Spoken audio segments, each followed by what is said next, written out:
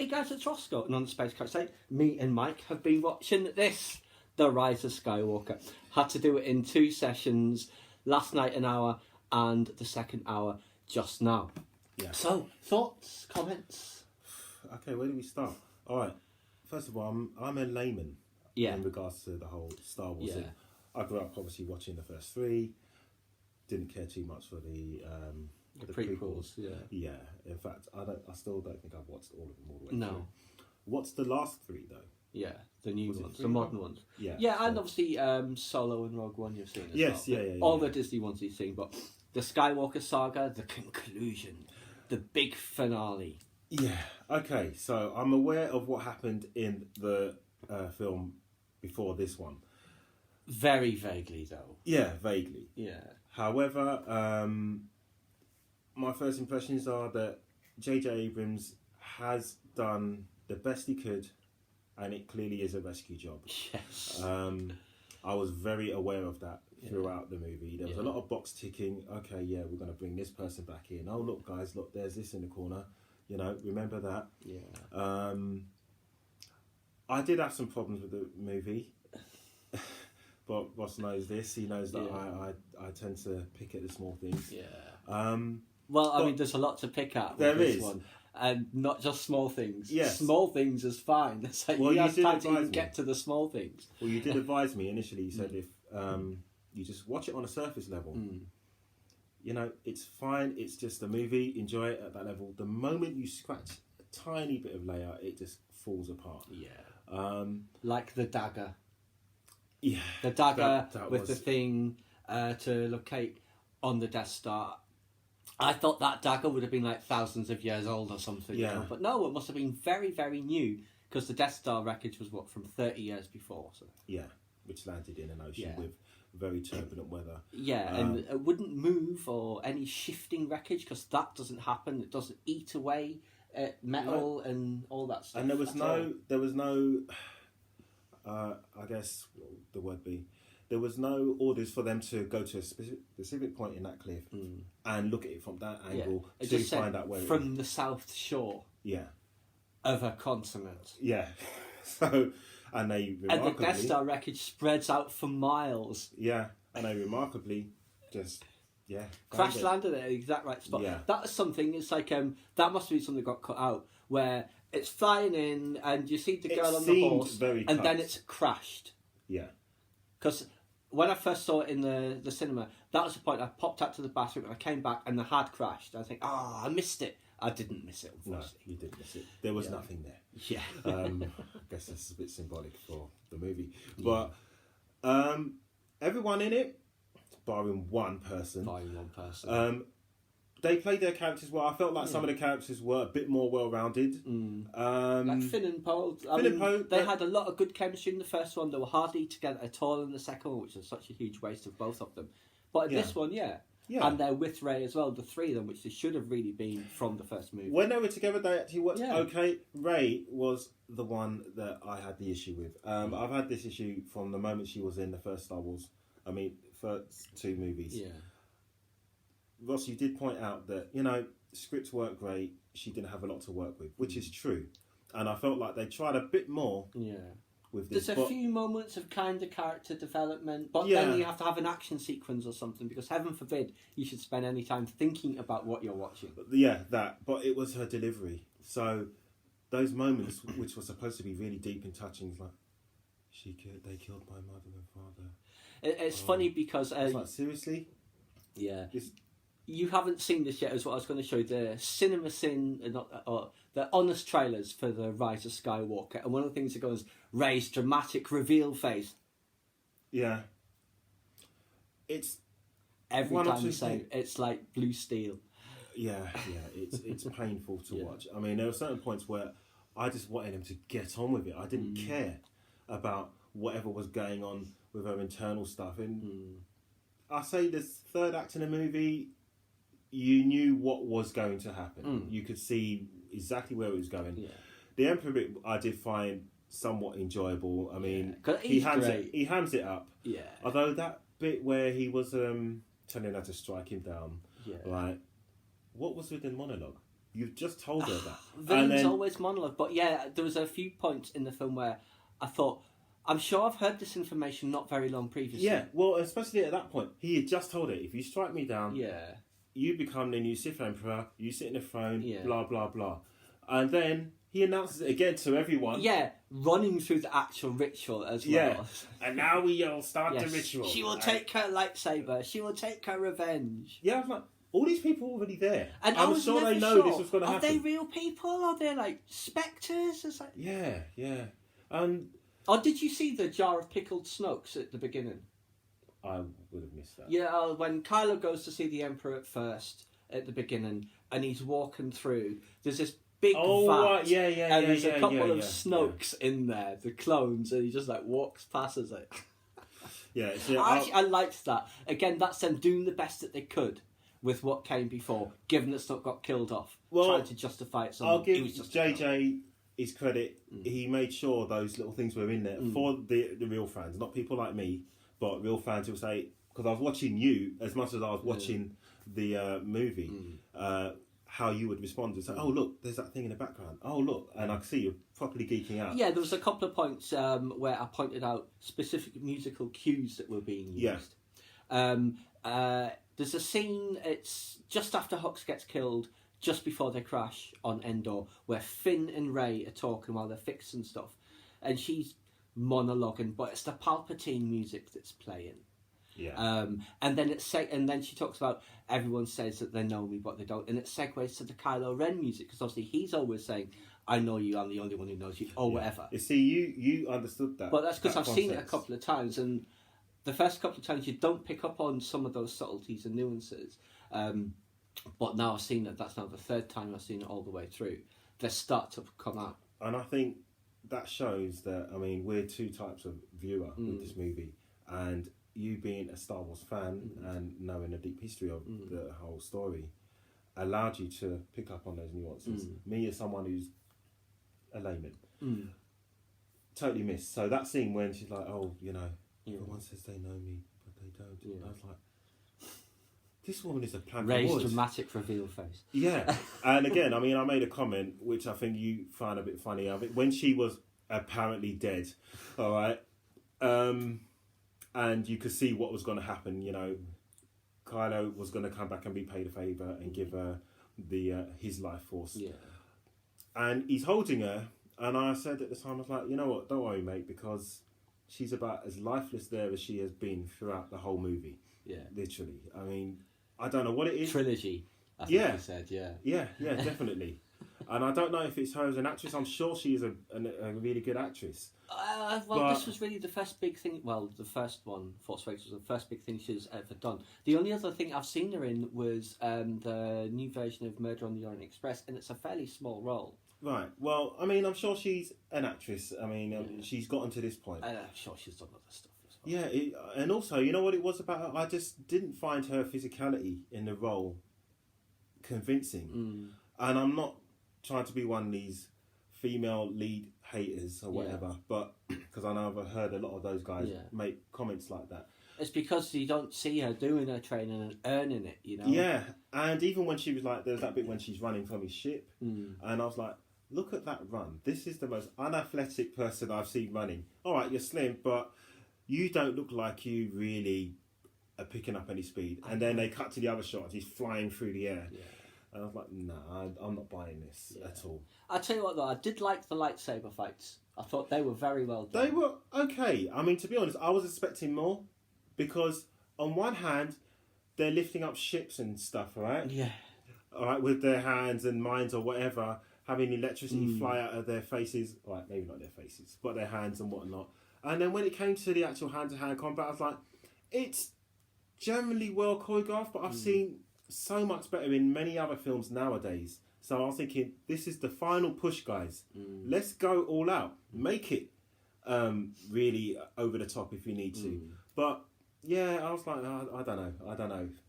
I was glad it came to an end. Mike actually said when it ended that he'd found the second hour, the second chunk of watching it, even more frustrating than the first one. Yes, because you knew it was going to pick up, and you knew there was going to be big things happening.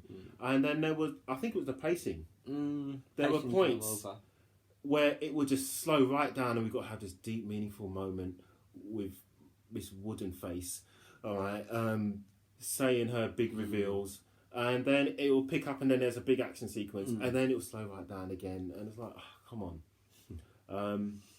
Yeah, but generally, I could see JJ had done the best he could with it. Visually, it is really, really beautiful. There's shots of the Death Star in the ocean, all how that's filmed. That looks amazing. And going through the wreckage of the Death Star is very impressive as well. Yeah. It's like, but yeah, it's like...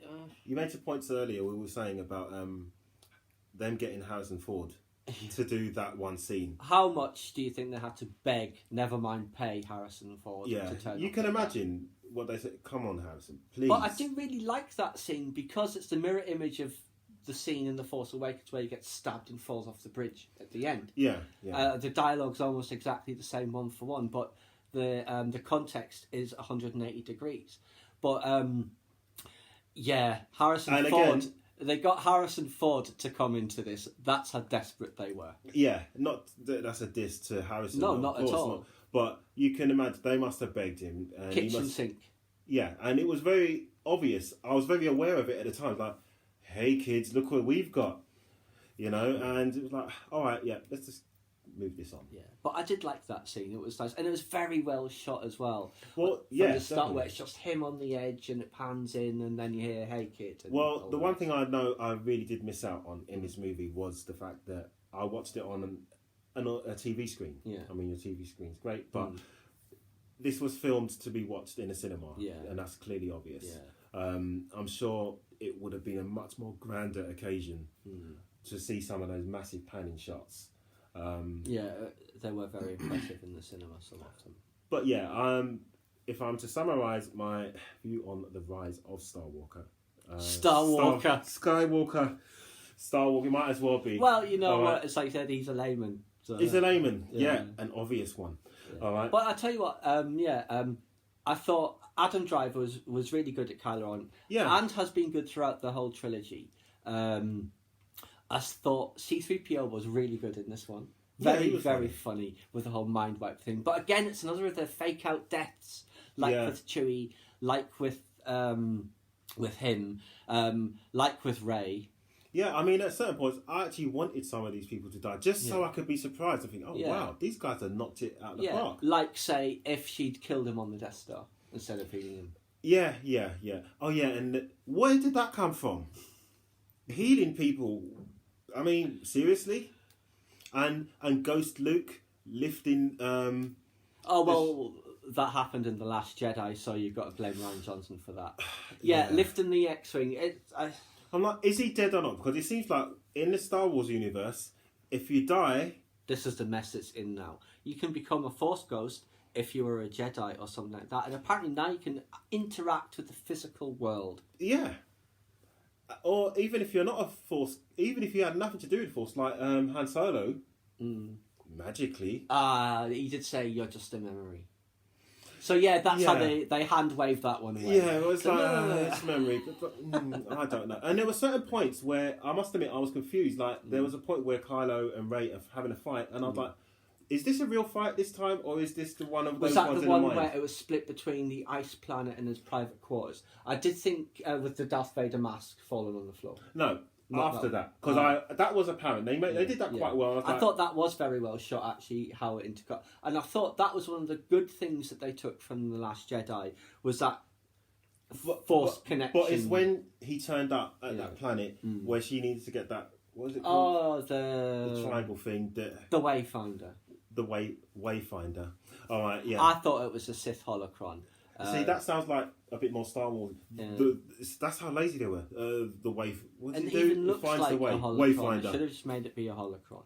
Yeah, holocron. Yeah. Anyway, that fight, I wasn't sure if this was a real thing or if this was one of a weird, trippy... Oh, because she just had that Empress Palpatine vision with the... Yeah, I was like, is this girl doing like mushrooms? Oh, and halfway through. How does the door open after all that time as wreckage? And it's floating, the actual Wayfinder, somewhere, so there's power there after all this time. Yeah, after it crashed into a planet, went through an atmosphere, but that's fine. Yeah. And even when they get repairs, whenever they got to repair ships, I mean, there was one scene where they're in the middle of a forest, we got any part? Yeah, what? Unless it's running on tree sap, right, and leaves, there was nothing there. But it was the cruiser that they stripped for parts when they defected from the First Order. Oh, yeah. Haven't had any need for it during the whole time they've been living there. You're living on horses and intense instead of living in the ship. Yeah. Well, didn't they sign up as kids? Oh, they were kidnapped as kids. Yeah, okay. Yeah. But I'm assuming they've been there for a substantial amount of time. They've got this great resource. Let's not use it. Plus all the wreckage washing up from the Death Star, you'd be able to go do some great beach combing for parts there. Yeah. But look, we're not saying it's rubbish, but it's the best and worst of the trilogy. Yeah. It was.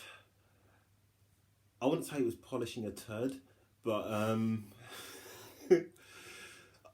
I felt like J.J. Abrams approached it as like, okay, I do have this massive, great steaming turd. Now I have to answer all those mysteries. Yeah, and I've got to sculpt a Michelangelo out of this turd, and he didn't get a Michelangelo. No, but he got a Tracy Emin. It was worthy of some museum exhibit somewhere. Yeah. Like the wastebasket. Yeah, or some back end street in Shoreditch. That somewhere. messy bed or something that she did. Yeah, in fact, that's probably a good analogy for what Ryan Johnson did to the last one. Yeah. All right, anyway. What else was there? Let me just think. Space battles were fine. Better use of space horses, I think, in this one than the last one, but still ridiculous. Wait a minute, I do think were they riding horses in space? No, it's in the atmosphere. Okay. Yeah. But luckily these horses. Yeah, it's just as well the Star Destroyers didn't do this. Yeah. And tip them off. Yeah. But I think there's a line about how they don't know which way's up or down out there or something. Yeah. So that's that explained. Yeah. So luckily, those horses were built in with some sort of gyroscope technology in their brains. And had the adaptations to live in the upper atmosphere of a moving Star Destroyer. Yeah. But yes, the charge on the Star Destroyer, it was good. What I did like, and this is very much the case in The Force Awakens as well, you can tell that they're acting and there's actual squibs and stuff really going off. Yeah. And that's how you get the best out of the actors. Like, I think when she throws a grenade and it does explode. And you see the guy go flying. I did actually appreciate that shot because it was a long shot. I think. Yeah, it was. Yeah. And I thought, okay. And JJ did a lot of that in The Force Awakens. Yeah, because you can see sometimes when they do it really badly in these films, and it's just an actor who's just really looking at a tennis ball or something. Yeah. And you can see they're not interacting with anything. It doesn't come across that well, even with the green screen and stuff. What the main issue amongst many issues that people had with the prequels, it was all green screen. Yeah. With this, there's things for them to interact with. It feels real because you can see it. Yeah. And you can tell it's an actual thing if it gets broken apart. But yeah, the action sequence, they were good. It's just, all of it's just a bit meh. Because where is the story going? It had nowhere to go, so they had to bring back Palpatine. Yeah. And he hammed it up pretty well. He did, and it was always enjoyable. Yeah, I mean, it's quite an easy character to do. You've got the cloak on, dark side. That's what you got to do. You're good. Yeah, but the dark side of the Force is a pathway to many abilities. So we talk about Leia? Yeah, they did the best they could again. And obviously those bits where they stuck her head on someone else's body, and they've obviously used an actress for like the behind scenes. Yeah. And I did think the young Luke and Leia scene was a bit obvious CGI. It was decent. It was decent. And it was nice to see the young... I thought the Luke one was a bit more convincing. Yeah. But maybe they had more footage to work with him being in that position. I don't know. But yeah, I mean, I think they did a good job with that. Yeah. And it was like paying homage to her. Yeah, that was nice. And interesting, actually, where I think she says Leia foresaw the death of her son at the end of her Jedi path. But that's the thing about these prophecies, you never know how it will work out. She thought if she continued that he would die because of it. But it's because of how it plays out in the film, she has to give her life to end her son's life, I guess. So it's like... Yeah, I didn't actually get... I thought, okay, she just happened to die at that time, and it was just a bizarre coincidence. Was it Maz says, to reach her son now will take all the strength she has left. Because apparently in the novel it says that the whole space Leia Poppins thing did take a lot out of her physically. It should have done. It should have done. I mean, because they took everything out of everyone else on the let's bridge. say, prior to us seeing that scene, no one had any idea that she could do anything like that. I mean, we knew she had the Force and stuff. Yeah. It was mentioned in the original movies. Yeah. But we never saw her flying through space. Yeah. You know, Nor should we ever have to see that again. No. But yeah, I mean, Leia was good. Well, what they could do is, like, it's the best that they could do. Very little Rose, which is fine because you didn't miss her at all. And obviously, Charlie from Lost is in it, but it's like very deep background characters. Yeah. It adds to the acting scene. I was in Star Wars. Yeah. You know, you can say that. And he's one of JJ's. Oh yeah, he's one of his. Cadre. Like Zori Bliss, was it Kerry Russell? I think her name is. Who's that? The lady in the tight Boba Fett. Oh right, yeah. I didn't recognise her. Well, she's not a huge star over here anyway. Yeah. Okay. But yeah, I mean, I think that's probably about everything that we've covered. I mean, I don't expect you'll ever see it again. No. I'll probably watch it again later because I'm starting to see the I'm not opposed to it. Yeah. I mean, if I come over and you happen to be watching it, yeah, I'll check it out. Yeah. It's not one of those ones. Kids, forget what you're doing. Stop the homework. Kids don't care about Star Wars these days. They do not. No. Yeah, and they definitely won't care about that one. So let's hope going forward they've learned their mistakes. The next trilogy, plot it out in advance first. Yeah. Yeah. So anyway, that's basically our thoughts on Rise of Skywalker. I really enjoyed it, but I'm very aware of all of its problems. And it is a good sequel to The Force Awakens. It doesn't really follow on from The Last Jedi, but it does take some interesting bits, the best bits of The Last Jedi, and adapts them. It was definitely a more complete movie than the last one because, like I said earlier, I don't remember much about what happened in the last one, apart from some of the real stupid stuff, the Leia popping stuff. But this... It was a bit more of a complete story. It did labour on at certain points. Yeah. And it laboured and also crammed at the same time. Yeah, but that was, again, the And it's also, issue. like Aquaman, you must go to the place, get the thing, complete the task. Oh, gosh, yeah. It was like... What was that game show for kids? Was it like Dungeons and Dragons? Crystal Maze? Yeah, one of those ones. And the one with the plant that would go across the board? Yeah, one of those ones. And it's like, okay, you must do this task first. And once you've completed this task, you must hop on your leg one or three times. Yeah. Kind of like that. They made them jump through hoops. Yeah. But yeah. So that's basically our views on The Rise of Skywalker, flaws. It does have great moments in it, and the visuals are great, and the music choices, I'm now picking out the subtle musical cues. They're very well done from across all of the movies. But yeah, decent enough. Yeah, I guess. Look, it's no end. It was a train wreck prior to this movie. All right, so and now it's just a car crash. Yeah, exactly. A few scattered limbs. Scattered. We never had any severed limbs in this trilogy. No lightsaber limbs getting cut off. Yeah, I mean there was a few people getting stabbed through their chest. Yeah. I mean that was good, I guess. Yeah. But anyway, that's basically it for us on The Rise of Skywalker. Let me know what you guys thought. I'm sure you have the same problems with the same things, or maybe you thought other things were an issue. Why don't you let me know? Please subscribe to my channel if you enjoyed this content. Leave me a comment or suggestion for upcoming topics you'd like to see discussed, or like the video.